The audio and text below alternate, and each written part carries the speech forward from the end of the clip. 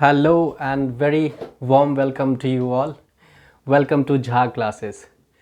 So class 10th we are beginning with chapter number 12 और जैसे कि हम लोगों को पता है चैप्टर 12 में हमने अभी तक सेकेंड एक्सरसाइज में हम लोग एंट्री कर चुके हैं, उसके कुछ क्वेश्चंस बना भी लिए हैं, राइट। तो आज की जो क्वेश्चन है वो नंबर 7 सेकेंड एक्सरसाइज की हमने 4 तक करी है। क्वेश्चन नंबर 4, 5, 6, 7 एक जैसा ही क्वेश्चन है। उसमें जो सबसे मुझे ट्रिकी लगा वो 7th है, जो मैं चाहता हूँ कि आप लोगों को बना के दिखाऊं, और बाकी क्वेश्चन रिमेनिंग मैं चाहूँगा कि आप लोग बनाएं। यदि डाउट आता है तो प्लीज़ कमेंट करके बताइए, ठीक है। तो ये क्वेश्चन कैसे करेंगे मैं एक बार आपको बता दूं कि क्या है इस क्वेश्चन में। ये क्वेश्चन जो है सेगमेंट के एरिया पे बेस्ड है। फॉर्मूला आपको पता है कि सेगमेंट का एरिया कैसे निकालते हैं, माइनर सेगमेंट और मेजर सेगमेंट की कहानी। लेकिन कुछ इसमें ट्विस्ट है, ठीक है। ट्विस्ट ये है कि आपको पाई 3.14 लेनी है और √3 की वैल्यू लगानी है, दैट इज 1.73। तो how to do this question, let's begin with. तो देखिए क्वेश्चन क्या कह रहा है। क्वेश्चन कह रहा है a chord of circle of radius 12 centimetre, है ना। सर्कल की रेडियस 12 सेंटीमीटर है, subtends N angle of 120 degree at the centre. Centre पे 120 की एंगल बना रही है। तो इसको और अच्छे से समझ सकते हैं यदि हम इसका डायग्राम बना लें। तो let's draw the diagram for this, right. तो डायग्राम बनाते हैं। चलिए आपको एक सर्कल बनानी है। Suppose we have this circle, okay. इसकी कॉर्ड है a chord of circle of radius 12। तो उसकी रेडियस दे रखी है आपको, दैट इज ऑफ 12 सेंटीमीटर। बहुत क्लियर है कि दूसरे साइड वाला भी 12 होने वाला है, क्योंकि ये भी तो रेडियस ही है। सपोज करिए इसका नाम ए बी रख लेते हैं। और ये जो कॉर्ड है वो सेंटर पे कौन सी एंगल बना रही है, it's making an angle of 120 degree, है ना। तो क्या करें, तो हमने क्या सीखा है कि यदि हमें सेगमेंट का एरिया चाहिए, सपोज करिए ये माइनर सेगमेंट चाहिए, दिस माइनर सेगमेंट। तो to find the area of minor segment what do we do. यदि हम सेक्टर के एरिया में से इस ट्राइंगल का एरिया माइनस कर ले तो हो जाता है। यस, यही तो हमने सीखा है। बट अब क्वेश्चन ये है कि सेक्टर का एरिया तो चलिए आ जाएगा, क्योंकि एंगल भी है और रेडियस भी है, हो जाएगा θ/360 बट आगे की जो क्वेश्चन है वो है कि इस ट्राइंगल का एरिया कैसे निकालें। क्वेश्चन 4 में एंगल 90 था तो फिर बेस और हाइट मिल गया, हमें निकल गया एरिया। लेकिन इस बार क्या करें, what to do here, angle is not 90, it's 120, right. तो 120 के केस में हम एक काम कर सकते हैं। सपोज करिए इस ट्राइंगल का यदि हमें हाइट मिल जाए और बेस मिल जाए तो काम बन जाएगा क्या, आप लोग बताइएगा मुझे। इज इट पॉसिबल यदि हम ऐसा कर लें, ऐसा इसको ड्रॉ कर लें, ऐसा यदि कर लें, सपोज करिए ये हमारे पास हाइपोटेनस दे रखी है 12। इज इट, मैं एक बार क्वेश्चन चेक कर लूं क्या हमने कुछ गलत तो नहीं लिखा है।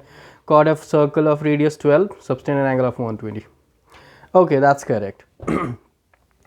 तो ध्यान से देखिए, यदि ये 120 है तो इधर वाला 60 हो जाएगा और इधर वाला भी 60 हो जाएगा। अब क्वेश्चन बहुत क्लियरली समझिए कि यदि ये 60 है, 60, अब क्वेश्चन माइंड में ये उठे कि सर 60 कैसे समझे हम इसको, क्या ये बाइसेक्ट कर रहा है। तो यहां पे मैं आपसे कहूंगा कि yes it is bisecting for sure. How, यदि हम इन दोनों ट्राइंगल को, हमने यहां पे परपेंडिकुलर ड्रॉ करी है, इन दोनों ट्राइंगल को कॉन्ग्रुएंट भी तो दिखा सकते हैं कि ये कॉन्ग्रुएंट है, तो इसलिए सीपी सीरीज से ये 60-60 हो जाएगा। क्लियर। तो थोड़ा स्टेप बाय स्टेप समझते हैं। यदि एक बार में पूरा ओरली समझेंगे तो फिर कंफ्यूजन होगी। तो let's understand by writing, right. Area of minor segment,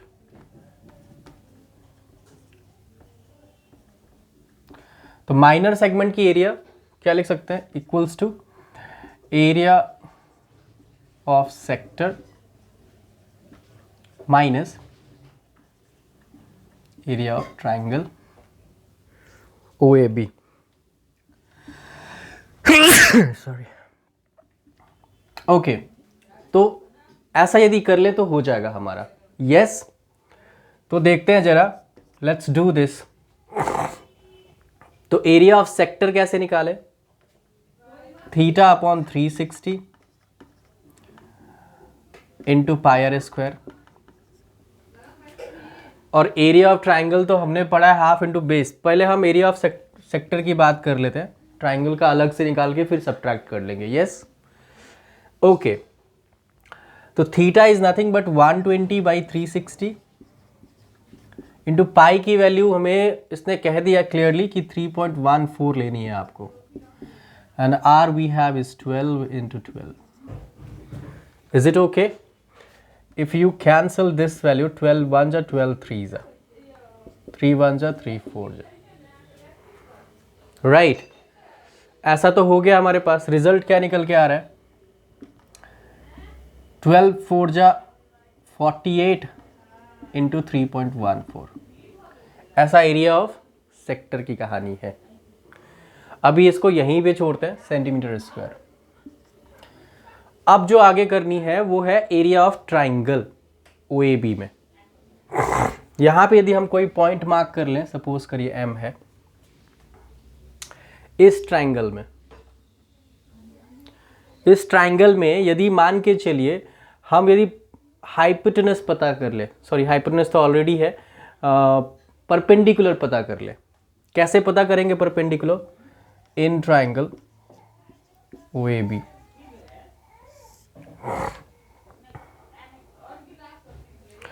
OAB से बेटर होगा अब यहां पे लिखना है OAM, क्योंकि ये पूरा तो नहीं लेना है हम लोग, OAM लिखना है। ठीक है, तो अब चल रहे हैं हम लोग साइन। ध्यान से देखिए, ये एंगल 60 है। यदि हमें ये चाहिए तो ये बेस हो गई, बेस अपॉन हाइपोटेनस किस में आएगा? कॉस में आएगा ना सर। तो कॉस यूज कर लीजिए। Cos 60 degree is equals to B upon H. B हमारे पास OM हो जाएगा एंड एच हमारे पास OA हो जाएगा। तो ट्रिग्नो का भी यूज हो सकता है, ओब्वियसली होगा इस वाले चैप्टर में। ठीक है, तो ऐसा मत सोचिएगा कि सर ट्रिग्नो तो सिर्फ हमने चैप्टर 8 में पढ़ी है, उसका बस काम खत्म हो गया। ऐसा कुछ नहीं है। कॉन्सेप्ट जो सीख लिया आपने वो कहीं भी एप्लीकेबल हो सकता है, तो you have to be ready for that. तो cos 60, पहले तो OM की वैल्यू देखिए। OM तो आपको पता नहीं है बट OA पता है, that's 12। cos 60 is nothing but 1/2 equals to OM upon 12। Cross करे तो ये 6 हो गया, तो देयरफॉर OM की वैल्यू कितनी आ रही है? 6 सेंटीमीटर। Is it okay? ये 6 पता चल गया, ये 12 पता चल गया। यस, और यदि अब AM चाहिए तो पाइथागोरस से भी निकाल सकते हैं। कैसा, कितना आएगा AM की value? Okay, think of that. यदि हम मान के चलो, यदि यहाँ पे बेस और परपेंडिकुलर की रेशियो ले ले, 10 में ले ले, 10 60 परपेंडिकुलर अपॉन बेस, राइट। तो AM अपॉन में 6। तो 10 60 की वैल्यू बताइए। It's √3 is equals to AM upon में 6। क्रॉस करेंगे तो देयरफॉर AM की वैल्यू हो जाएगी 6√3। बट ये तो AM चाहिए, AM हुआ ना, हमें तो AB चाहिए क्योंकि बेस तो वही होगा। देयरफॉर जो AB होगा आपका, that will be 2 into AM, यानी कि 6 इंटू √3, 12 √3। अच्छा, तो कुछ पजल तो नहीं लग रहा है क्या कर रहे हैं हम लोग? सबसे पहले हमने एरिया ऑफ सेक्टर निकाला by using theta upon 360 into pi R square. Question इसमें देखो, सेक्टर का एरिया निकालना वाज नॉट द क्वेश्चन, वो तो बहुत सिंपल था। क्वेश्चन था कि एरिया ऑफ ट्राइंगल कैसे निकालें। एरिया ऑफ ट्राइंगल निकालने के लिए चूंकि हमारे पास ना तो बेस पता है ना ही हाइट पता है, बस उसका दोनों साइड वाला पता है। तो एक काम कर सकते थे, हमने एक परपेंडिकुलर ड्रॉ कर ली, एंगल डिवाइड हो गया 60-60 करके, फिर हमने ट्रिग्नो यूज करके जो है उसकी परपेंडिकुलर और बेस पता कर ली है। ट्रिगो कैसे यूज करी है आपने देखा, एक बार cos 60, एक बार tan 60, रिमेनिंग पार्ट हमारे पास आ गया। अब चलेंगे एरिया ऑफ ट्राइंगल। ठीक है। तो देयरफॉर एरिया ऑफ ट्राइंगल क्या होती है बताइए? It's nothing but half into base. Base हमारे पास आ चुका है और हाइट भी आ चुका है, तो half into base is 12√3 into height is 6। तो इसको ये 3 बना लेते हैं, तो हमारे पास जो रिजल्ट होगा वो है 12 3 36√3। ये एरिया आ गया, हाँ या नहीं? एरिया भी पता है आपको, सेक्टर का भी एरिया पता है, सब्ट्रैक्ट कर लेते हैं, काम खत्म। Let's subtract it. ओके, तो दोनों को माइनस कर लेंगे। 48 इंटू 3.14 था, याद रखिएगा, area of sector. Therefore area of minor segment, तो क्या निकल के आया अभी हमारे पास? 48 इंटू 3.14 माइनस 36√3। ठीक है, अब बताइए क्या करें? What to be done? 12 यदि कॉमन कर ले, यहाँ से 12 तो कर ही सकते हैं, तो 12 4 इंटू 3.14 हो जाएगा, माइनस ये 3√3 की वैल्यू आपको 1.73 डालनी है। देखो, कभी भी कोशिश हमेशा ऐसा रखो कि हम कैलकुलेशन को कितना इजी बना सकते हैं। इजी के लिए you have to make some commons. Common यहाँ पे करना है, कर लीजिए, ठीक है। तो ये जो रिजल्ट निकल के आ रहा है, देखिए आप 4 से मल्टीप्लाई करें तो 4 4 जा 16, 4 1 जा 4 1 5 4 3 जा 12 12.56 माइनस इधर सब्ट्रैक्ट करें तो क्या निकल, मल्टीप्लाई करें तो 3 3 जा 9 7 3 जा 21 21 3 1 जा 3 2 5 5.19। यदि इन दोनों को सब्ट्रैक्ट करें तो देखिए क्या रिजल्ट निकल के आ रहा है। 12 इंटू 12.56 में से 5.19 जाएगा तो क्या बनेगा? 16 माइनस 9 हो गया आपका 7, ये 4 में से 1 गया 3, ये 12 में से 5 गया तो 7.37।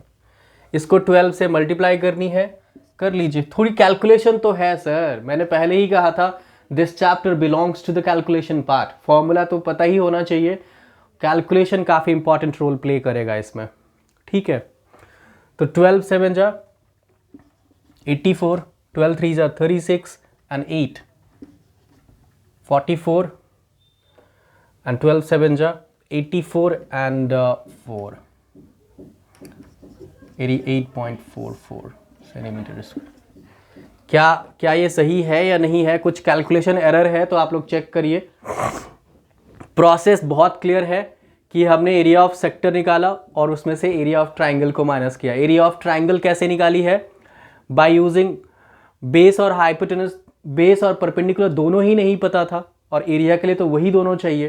तो हमने क्या किया, पहले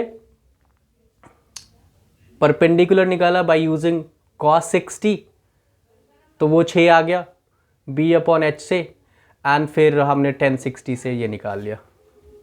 सो that's what we have the answer, right? All right. तो आई होप कि आपको ये क्वेश्चन समझ आया। यदि इसमें कुछ प्रॉब्लम आई है तो आप लोग मुझे बताएंगे, ठीक है? कमेंट करके बताइए। यदि अच्छा लग रहा है तो प्लीज़ सब्सक्राइब करिए। Let's move on to the फिर इसके रिमेनिंग क्वेश्चंस जो हैं और भी आने वाले जो क्वेश्चंस हैं उसके बारे में हम लोग डिटेल में बात करेंगे, क्योंकि that's going to be very important as far as the chapter is concerned. और तो प्लीज़ बने रहिए मेरे साथ एंड देखिए आगे आगे क्या होता है। Let's see. Thank you so much, bye bye, thank you for the day.